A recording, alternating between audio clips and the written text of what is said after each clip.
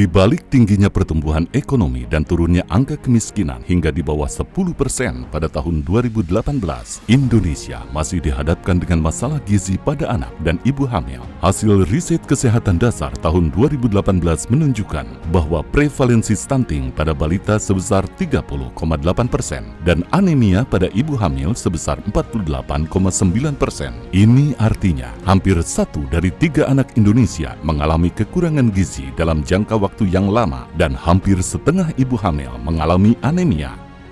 Stunting bukan hanya persoalan tinggi badan, tetapi berdampak pada rendahnya kemampuan motorik dan kognitif anak, serta gangguan metabolisme tubuh. Ketika dewasa, anak stunting lebih rentan terhadap penyakit tidak menular dan mempunyai produktivitas yang rendah. Pada akhirnya akan mempengaruhi kualitas sumber daya manusia dan bonus demografi yang terancam tidak bisa termanfaatkan dengan baik. Stunting mengakibatkan kerugian ekonomi setiap tahunnya mencapai 2 hingga 3% dari Gross Domestic Product atau GDP. Bahayanya, dampak stunting ini tidak dapat diperbaiki atau irreversible. Stunting penting segera diatasi, mengingat dampaknya yang sangat besar dan berkepanjangan. Oleh karena itu, pemerintah memberikan perhatian besar terhadap masalah stunting. Mereka lah masa depan kita. Bagaimana kita bisa mencapai visi Indonesia Emas tahun 2045 kalau modal dasarnya yaitu anak-anak bangsa mengalami stunting. Dimulai pada tahun 2018, pemerintah melaksanakan program percepatan penurunan stunting dengan mengacu pada Strategi Nasional Percepatan Pencegahan Stunting. Strategi Nasional Percepatan Pencegahan Stunting menggunakan 5 pilar utama, yaitu 1. Komitmen politik pemimpin nasional dan daerah. 2. Kampanye nasional dan komunikasi perubahan perilaku. 3. Konvergensi program pusat, daerah, dan masyarakat. 4. Kebijakan ketahanan pangan dan gizi. Dan 5. Pemantauan dan evaluasi. Stranas menetapkan target penurunan prevalensi stunting hingga 14% pada tahun 2024. Program ini juga masuk menjadi salah satu program prioritas dalam Rencana Pembangunan Jangka Menengah Nasional (RPJMN) tahun 2020-2024. Tahun 2021, Presiden menandatangani Perpres 72 tentang percepatan penurunan stunting yang memberikan payung hukum bagi Strategi Nasional Percepatan Pencegahan Stunting. Perpres memperkuat kerangka intervensi dan kelembagaan dalam pelaksanaan percepatan penurunan stunting. Pada sisi kelembagaan, Wakil Presiden dikukuhkan sebagai Ketua Pengarah Tim Percepatan Penurunan Stunting (TPPS) dan Kepala BKKBN ditunjuk sebagai Ketua Pelaksana. Perpres menegaskan pentingnya pembentukan Tim Percepatan Penurunan Stunting atau TPPS di tingkat pusat, provinsi, kabupaten kota, kecamatan, dan desa kelurahan. Perpres memperluas kelompok sasaran prioritas dari yang sudah ditetapkan dalam Stranas Stunting, yaitu remaja putri, pasangan usia subur, calon pengantin, ibu hamil, ibu menyusui, dan anak usia di bawah 5 tahun. Perpres 72 tahun 2021 kemudian diturunkan dalam Rencana Aksi Nasional Percepatan Penurunan Angka Stunting Indonesia atau RANPASTI yang memberikan pedoman lebih lengkap tentang pelaksanaan program di lapangan. Pada pelaksanaannya, percepatan penurunan stunting melibatkan 20 kementerian dan lembaga, 38 provinsi, 514 kabupaten kota, dan 84.000 kelurahan dan desa. Perencanaan dan penganggaran ditajamkan agar lebih fokus pada penurunan stunting. Komitmen politik pemerintah daerah dibangun. Hingga tahun 2024, sebanyak 514 kepala daerah sudah menandatangani komitmen untuk melaksanakan percepatan penurunan stunting. Peningkatan kapasitas juga diberikan kepada pemerintah daerah dan desa untuk dapat melaksanakan program di lapangan. Berbagai program dan intervensi prioritas terus ditingkatkan cakupan dan kualitas implementasinya, baik intervensi gizi spesifik maupun intervensi sensitif. Untuk memastikan program sampai ke kelompok sasaran, tim pendamping keluarga digerakkan di tingkat lapangan. Pemerintah memobilisasi berbagai sumber anggaran untuk mendukung percepatan penurunan stunting, baik itu melalui belanja kementerian dan lembaga, transfer ke daerah, serta dana desa. Belanja kementerian dan lembaga terkait percepatan penurunan stunting dalam 5 tahun mencapai Rp188,3 triliun. Anggaran yang kita sediakan untuk stunting, untuk penurunan stunting, bukan hanya anggaran yang diberikan kepada kementerian dan lembaga di pusat, Anggaran yang kita sediakan juga kita berikan kepada pemerintah daerah melalui alokasi dana alokasi khusus yang telah disusun untuk penanggulangan stunting. Sejak 2019, Menteri Keuangan telah mengeluarkan pedoman penggunaan transfer ke daerah untuk mendukung intervensi pencegahan stunting yang sifatnya terintegrasi. Kami harapkan bahwa ini memberikan guidance dan nanti dapat digunakan terus untuk mendorong secara terintegrasi penurunan stunting di tingkat daerah. Pemerintah juga mengalokasikan dana alokasi khusus untuk mendukung percepatan penurunan stunting di lokasi prioritas. Secara total dari tahun 2019 hingga tahun 2023, DAK yang telah dialokasikan untuk percepatan penurunan stunting adalah sebesar 40,8 triliun rupiah. Sumber dana lain yang dimobilisasi untuk digunakan dalam percepatan penurunan stunting adalah dana desa. Mulai tahun 2018, penurunan stunting menjadi salah satu prioritas dalam penggunaan dana desa. Saya juga minta peran serta dan kontribusi semua pemangku kepentingan, termasuk non-pemerintah, dalam mendukung capaian target penurunan stunting. Pemerintah menyadari bahwa upaya untuk percepatan penurunan stunting memerlukan dukungan dari lembaga non-pemerintah, baik dunia usaha, lembaga swadaya masyarakat, mitra pembangunan, perguruan tinggi, maupun media. Oleh karena itu, pelibatan berbagai pihak terus didorong untuk terlibat secara aktif dalam upaya percepatan penurunan stunting.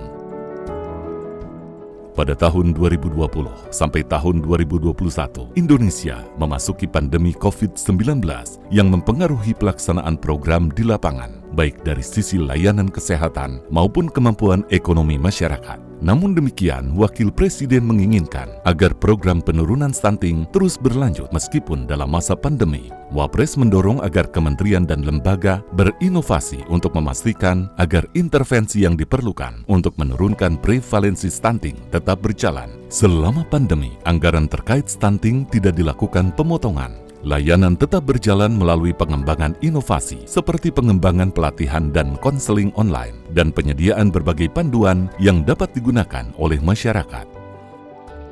Program bantuan sosial ditingkatkan nilai dan cakupannya terutama pada masyarakat miskin untuk memastikan mereka tetap memperoleh asupan makanan yang bergizi pada masa pandemi.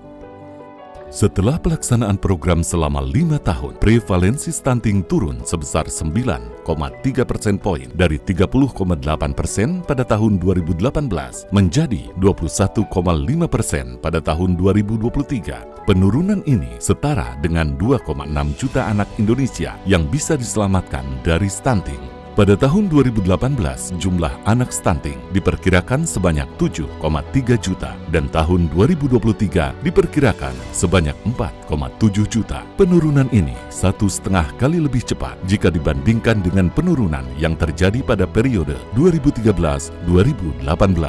Penurunan prevalensi stunting ini juga disertai dengan perbaikan status gizi anak dan ibu hamil lainnya. Prevalensi gizi buruk dan gizi kurang pada anak serta anemia pada ibu hamil juga mengalami penurunan signifikan dalam 5 tahun terakhir.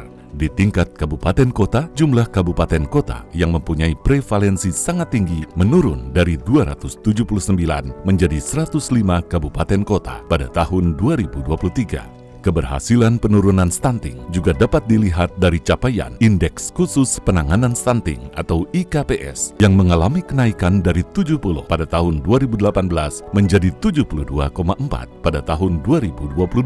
Cakupan intervensi prioritas juga mengalami peningkatan. Pemberian ASI eksklusif meningkat dari 40% pada tahun 2018 menjadi 74% pada tahun 2023. Akses sanitasi layak naik dari 69,3% menjadi 82,4%. Akses terhadap air minum layak naik dari 73,7% menjadi 91,7%. Dan konsumsi MPASI beragam naik dari 46,6% menjadi 60,9%. Begitu pula cakupan imunisasi, konsumsi tablet tambah darah pada ibu hamil juga mengalami kenaikan signifikan dalam 5 tahun. Capaian penurunan angka stunting Indonesia ini mendapat apresiasi di tingkat internasional. Indonesia menjadi tempat belajar bagi banyak negara. Beberapa negara seperti Laos, Filipina, Kamboja, dan Timor Leste datang ke Indonesia untuk belajar bagaimana percepatan penurunan stunting dilakukan oleh Indonesia. I'm really impressed with the progress on stunting in special. I know that you've gone from 30-something% problems down to 20-something. You want to go to 14. You are doing a very good job, because when I come to a place like this, not only is it the money, not only is it the knowledge, you're involving the local community. From the village leader to all these volunteers, when you involve people, you get more success. If only the government does it, you only get some success. When you involve local people, you get the best win. And I compliment you and the passion of these volunteers who care about this topic. So I think you guys are doing a very good job.